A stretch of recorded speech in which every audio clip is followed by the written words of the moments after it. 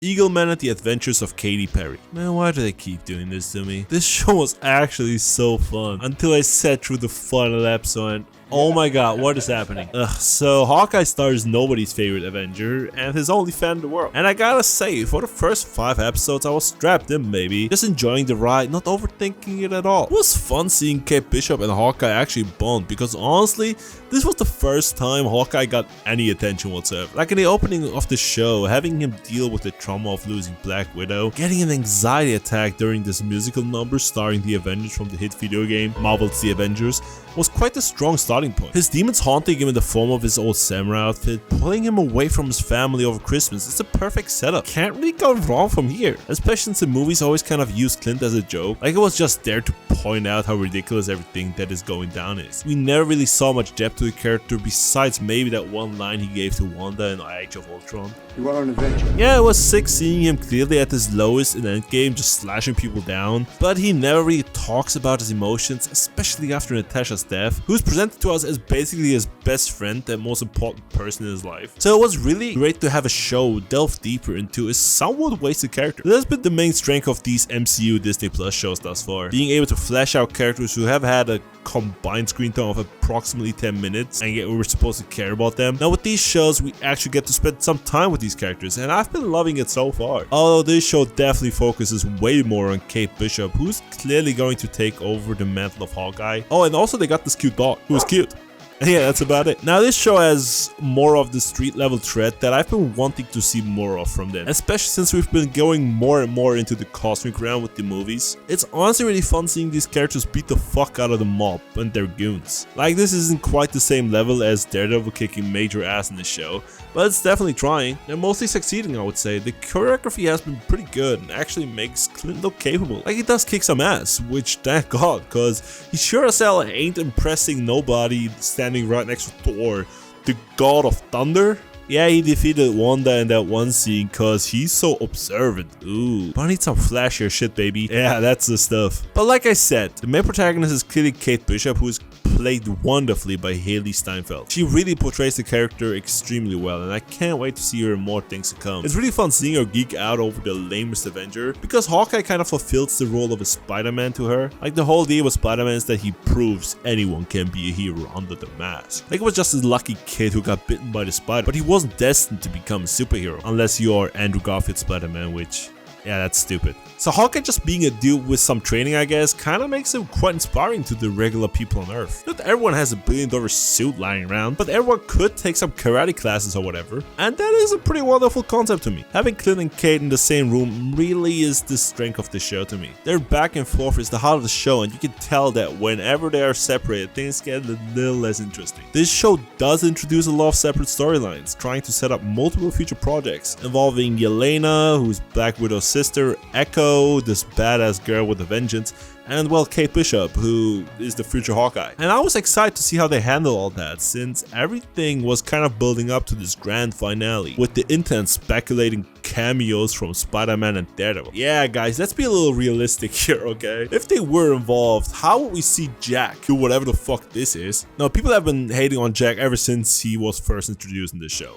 And I always thought he was a fun character personally, who seemed like he had more going on than he let on. But in the end, he was just some goofy dude who knew how to use a sword well, I guess. And I don't know, I feel like him just randomly deciding, oh, I'm a hero now. It was kind of lame. Like, yeah, I might have like exhaled for a second, but it kind of took away from the threat of this fucking mafia group who's supposed to be super dangerous. They got their ass kicked by some random dude with a sword. You know they got guns, right?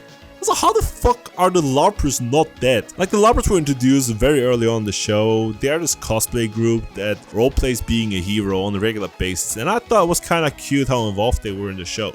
But having them actually step up to kick ass really took any threat away from the mafia group here. Bro, if some cosplayers can kick their ass, why would we worry about Clint at all? Spider-Man probably looked out the window, saw these random dudes just throw hands at these goons and was like, yeah, this ain't worth me getting out of bed, dude.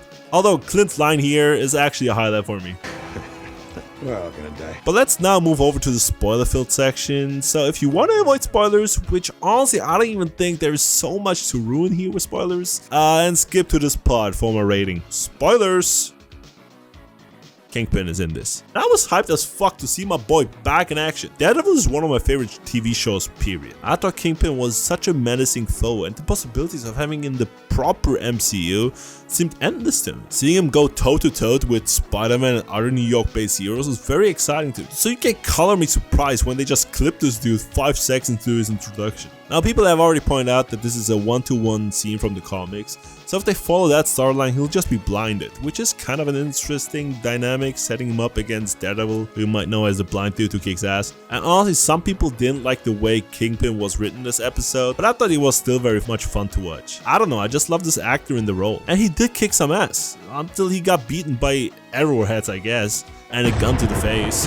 I really hope they didn't introduce one of the fan favorite villains just to kill him in one episode. That'd be the dumbest thing I've seen in the MCU thus far. But let's talk a little bit about Yelena in this show. Now, Yelena was 100% my favorite part of Black Widow movie, which in itself was an alright flick that was 5 years too late. And I enjoyed her in this show too, especially seeing her getting blipped away and coming back to her sister being dead.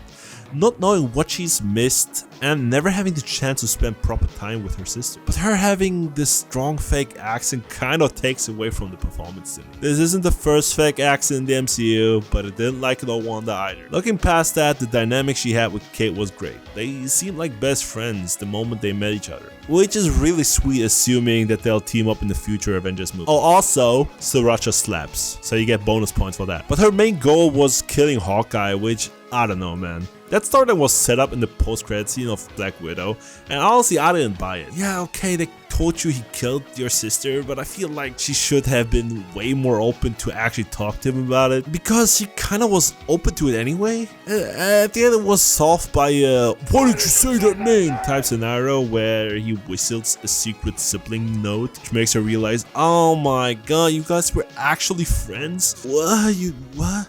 I saw people on Twitter being extremely moved by the scene, but I knew she was not gonna kill him, and I didn't really feel the emotions that I was supposed to hear. Everything just got wrapped up so neatly, like there was barely any struggle. It was so lighthearted that I never feared for the protagonists, and Clint even got to be home on Christmas with the pizza dog and Kate. I'm all for happy endings, but at least let me worry about the characters a little bit, man. Also, we got this ridiculous end credit scene of the Rogers musical, which had people straight up mad online. Kinda thought it was funny and enjoyable. Although there definitely should have been actual post-credit scene too, like this was such a ruthless troll, man. Anyway, so let's wrap this up. Again, I thought the first 5 episodes were fantastic and really enjoyable to watch, but ultimately the last episode left a sour taste in them, which is rough considering the potential it had. It definitely takes a couple points off the show for me personally, because it just felt so lacking in impact to me. I'ma just give this bad boy a 6 out of 10 and call it a day. Let me know how wrong I am in the comments below, and bye bye.